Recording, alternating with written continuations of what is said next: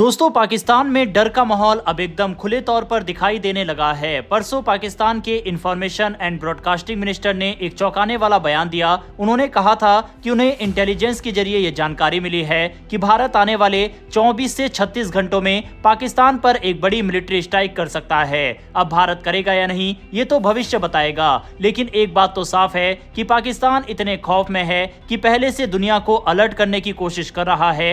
असल में पाकिस्तान ये चाहता है कि अमेरिका, यूनाइटेड नेशन और बाकी देश मिलकर भारत को रोके, मगर असल बात यह है कि पाकिस्तान को पता है कि अगर भारत एक्शन लेता है तो वो इसे झेल नहीं पाएगा, और ये डर बेवजह नहीं है। हाल ही में प्रधानमंत्री नरेंद्र मोदी ने अपने कैबिनेट कमेटी के निर्णय के बाद भारतीय आर्म फोर्सेस को फुल फ्रीडम दे दी है कि जब, जहां और जैसे भी सही लगे टेरर अटैक का जवाब दे। 29 अप्रैल को जब ये स्टेटमेंट सामने आया, उसके ठीक अगले दिन यानी 30 अप्रैल को पाकिस्तान की तरफ से वो डर भरी चेतावनी सामने आई, और अब ऐसा लग रहा है कि पाकिस्तान का डर हकीकत में बदलने जा रहा है, क्योंकि अब भारतीय नौसेना यानी इंडियन नेवी ने गुजरात कोस्ट से लाइव फायर एक्सरसाइज की घोषणा कर दी है। और ये कोई आम एक्सरसाइज नहीं है, इसमें ब्रह्मोस जैसी घातक मिसाइलें इस्तेमाल होंगी। खास बात यह है कि ये एक्सरसाइज उसी इलाके में हो रही है जहां इस समय पाकिस्तान भी अपनी नेवल ड्रिल चला रहा है, यानी भारत ने एक तरह से पाकिस्तान को सीधा संदेश दे दिया है, ये तो बस ट्रेलर है, असली ताकत दिखाई गई तो सोच भी नहीं सकते क्या होगा। दोस्तों, ये पहली बार है जब भारतीय नौसेना ने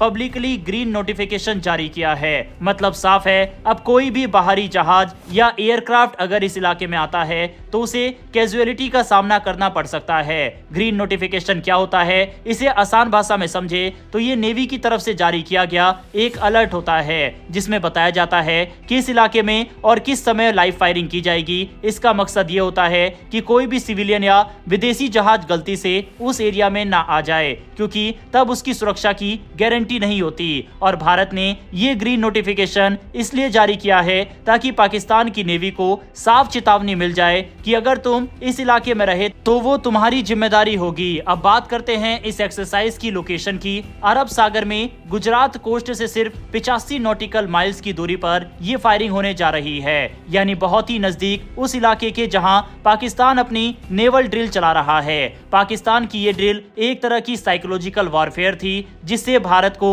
डराने की कोशिश की जा रही थी, लेकिन उल्टा हुआ, भारत ने जवाब दिया, और वो भी डंका बजाकर। अब भारत सिर्फ बोलकर प्रतिक्रिया नहीं दे रहा, अब तो नेवी, एयरफोर्स और आर्मी तीनों को मूव कर दिया गया है। इंडियन नेवी का ट्विटर यानी एक्स अकाउंट भी इस मिशन में एक्टिव है। वहां से एक पोस्ट आई है जिसमें लिखा था, we are combat ready, credible and future ready, we can strike any time, anywhere, anyhow. यानी साफ चेतावनी, दुश्मन होशियार रहे, भारत अब रिएक्शन मोड से एक्शन मोड में आ चुका है। इस एक्सरसाइज में सिर्फ ब्रह्मोस ही नहीं, बल्कि कुछ दुनिया की बेस्ट एंटी शिप और एंटी सरफेस क्रूज मिसाइल का भी इस्तेमाल किया जा रहा है। ये किसी शो ऑफ से कम नहीं, बल्कि भारत दिखा रहा है कि वो सिर्फ जमीन पर नहीं, समुद्र में भी सुपर पावर बनने के लिए तैयार है। अब दोस्तों, ये सारी जानकारी भारतीय सेना की तरफ से ही दी गई है, इसमें कोई ऐसी चीज नहीं है जो हम अपनी तरफ से बता रहे हो, या फिर भारतीय सेना की कोई खुफिया मूवमेंट को हम डिस्क्लोज कर रहे हो। ये सभी जानकारी भारतीय नेवी की तरफ से ही दी गई है। दरअसल ये पाकिस्तान के ऊपर भारतीय नौसेना की तरफ से प्रेशर क्रिएट करने का तरीका है। और तो दोस्तों, अगर आप टाइमलाइन को देखें तो सब कुछ एक ही डोर में बंधा लगता है।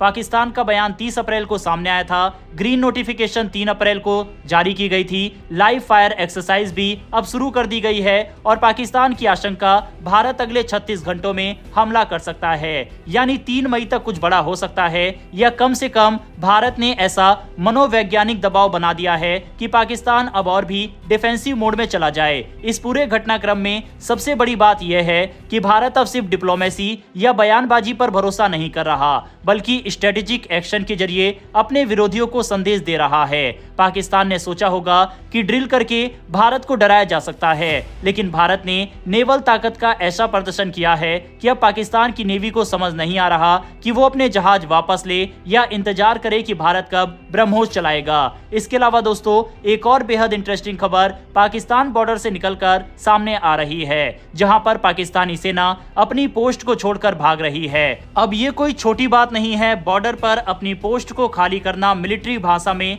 टैक्टिकल रिट्रीट माना जाता है, यानी दुश्मन देश से सीधी भिड़ंत से बचना। इसी डर के माहौल में पाकिस्तान ने इस्लामाबाद और लाहौर जैसे शहरों में नो फ्लाइंग जोन लागू कर दिया। मतलब वहां पर अब सिर्फ फाइटर जेट्स उड़ेंगे, ना कि ट्रेनिंग एयरक्राफ्ट या सिविलियन फ्लाइट्स। ये सीधे संकेत है कि पाकिस्तान भी किसी बड़ी घटना के लिए तैयार हो रहा है। दरअसल पाकिस्तान इस समय इसलिए ज्यादा पैनिक में है क्योंकि ये पहली बार ऐसा हो रहा है कि भारत न सिर्फ पीओके बल्कि इंटरनेशनल बॉर्डर जो पाकिस्तान के साथ लगा हुआ है वहां पर भी भारत ने हलचल तेज कर दी है। भारत के बॉर्डर से पाकिस्तान का लाहौर मात्र 25 किलोमीटर दूर है और यहां पर भारत ने अपनी आर्टिलरी और डिफेंस सिस्टम तैनात किए हुए हैं, जिस वजह से पाकिस्तान को डर है कि भारत अब इंटरनेशनल बॉर्डर से उसके ऊपर बड़ी कार्रवाई ना कर दे।